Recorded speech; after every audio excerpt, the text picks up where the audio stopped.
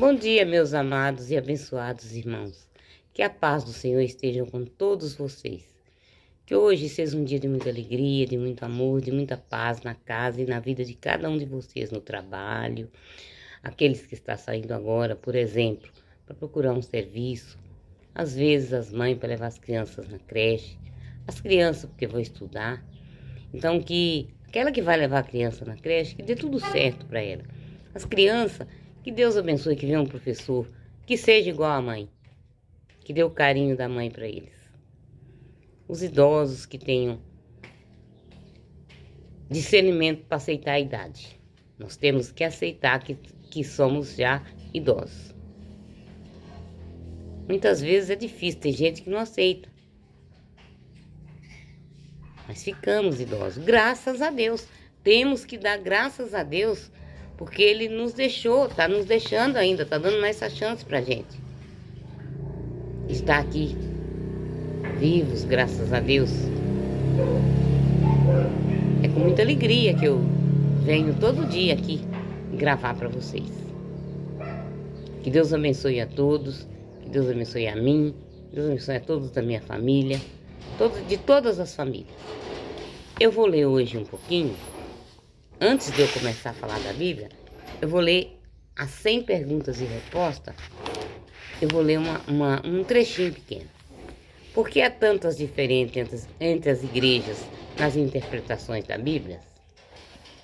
A Bíblia diz em Pedro 2, em 2 Pedro, o capítulo 1, versículo 20, ficai sabendo que nenhuma profecia da Escritura admite interpretação pessoal, pois uma profecia não é pronunciada por vontade humana, mas pelo impulso do Espírito Santo, que alguns falaram da parte de Deus.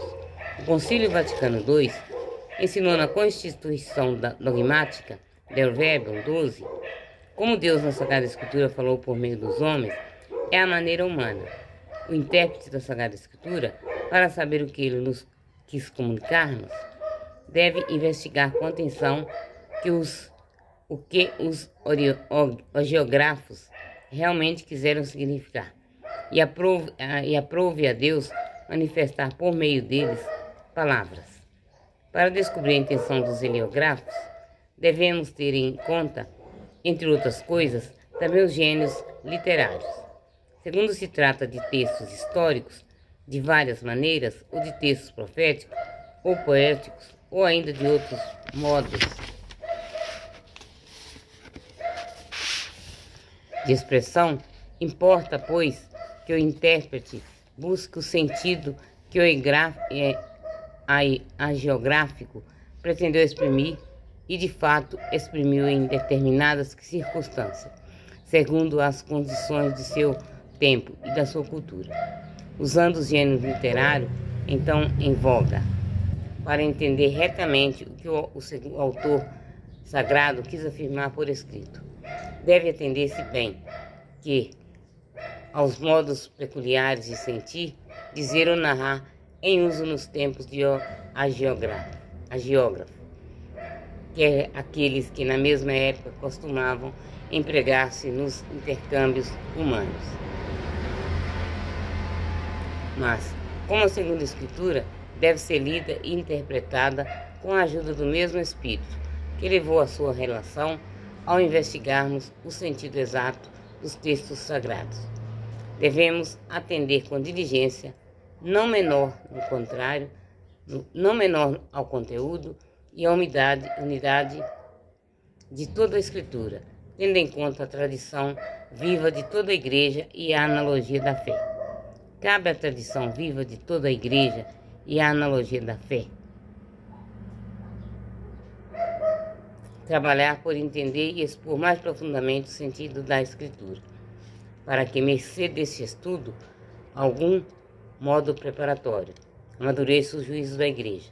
Com efeito, tudo quanto diz respeito à interpretação da Escritura está sujeito ao juízo último da Igreja, que tem o divino mandato e o ministério de guardar e interpretar a palavra de Deus. Quando se revoltou contra a Igreja Católica em 1517, Lutero deu aos seus seguidores o princípio do livre-exame. Há evangelho que distingue livre-exame de livre interpretação, afirmando que não se trata de dar a cada fiel a liberdade de interpretar a Escritura como lhe parecer. Explicam assim sua posição. Nas controvérsias religiosas, não aceitamos como imposição as simples opiniões dos santos padres ou os decretos dos concílios, muito menos os costumes herdados ou até o fato de ser uma opinião partilhada por uma multidão ou consagrada por um longo tempo. Quem é o juiz? Em questão de fé, não admitimos algum juiz a não ser o próprio Deus, que pelas Santas Escrituras proclama o que é verdadeiro, o que é falso e o que deve ser seguido e o que deve ser evitado. Nós católicos dizemos que a Igreja é a coluna e o sustentáculo da verdade. Está lá em Timóteo 1, verso 3 ao 15. E que desta Igreja tem um chefe visível, ao qual compete guiar os fiéis à plena verdade em nome de Cristo. É por isso que as edições católicas da Bíblia prestam ter no mesmo verso do título o imprimatur, com a assinatura de um bispo, mostrando que é uma publicação aprovada. Também por isso, as tradições católicas têm notas ao pé da página para explicar os textos mais difíceis, apresentando como a Igreja lê determinado texto. Já se dizia São Pedro que nas cartas de São Paulo há pontos obscuros que as pessoas sem instrução e sem firmeza desturpam, como o que faz as outras escrituras para sua própria perdição. São diversas as diretrizes para uma reta interpretação da Bíblia. Primeiro, é preciso estar atento àquilo que os autores humanos quiserem realmente afirmar e àquilo que Deus quis manifestar-nos pelas palavras dele. Para descobrir a intenção dos autores sagrados, há que levar em conta as condições da época e da cultura deles, os gêneros literários que usaram, os modos de sentir, falar e narrar, correntes no tempo deles. A Bíblia deve ser lida e interpretada naquele mesmo espírito em que foi escrita. Temos de prestar atenção também ao conteúdo e à unidade da Escritura inteira, considerando que a Bíblia forma um conjunto lógico. É preciso também ler a Bíblia dentro da tradição viva da Igreja inteira, conferindo o que disseram os comentadores mais antigos, e finalmente levar em conta a analogia da fé, ou seja, a coesão das verdades da fé entre si. Qual é a revelação essencial da Bíblia? Como veremos, é bem verdade o que diz o cântico. Toda a Bíblia é comunicação de um Deus amor, de um Deus irmão.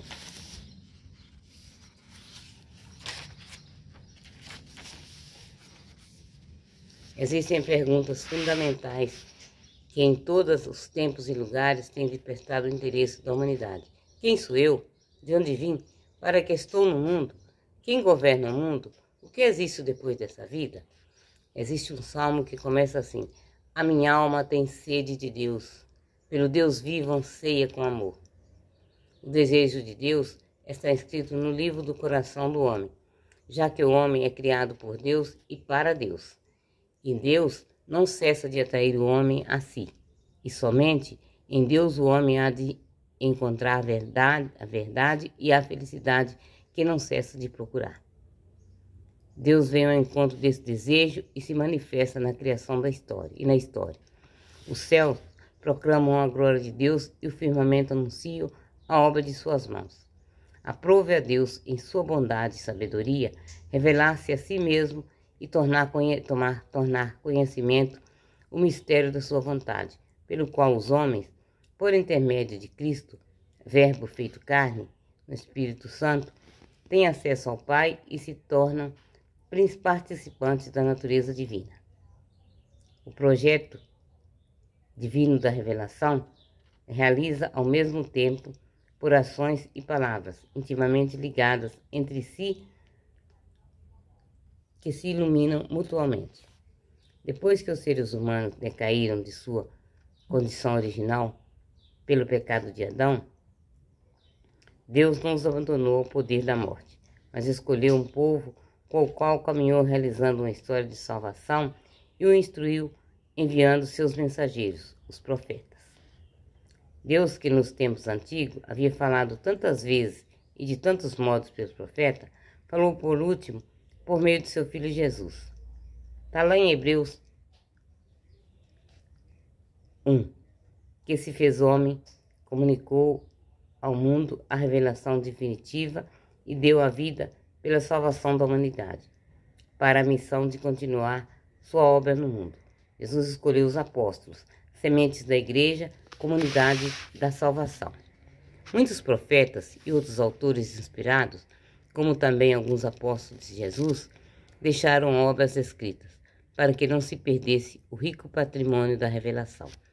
O que foi conservado em livros é apenas uma parte, pois, como diz o quarto evangelho, se tudo fosse escrito, nem o mundo inteiro poderia conter os livros que seriam escritos.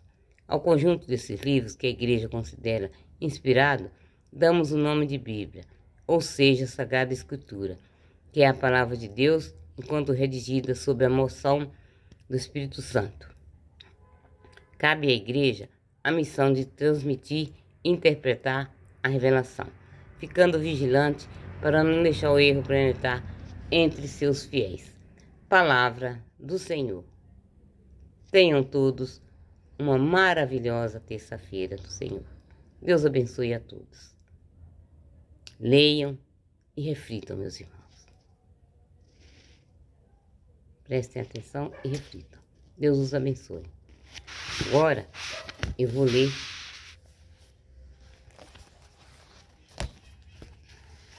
a Bíblia.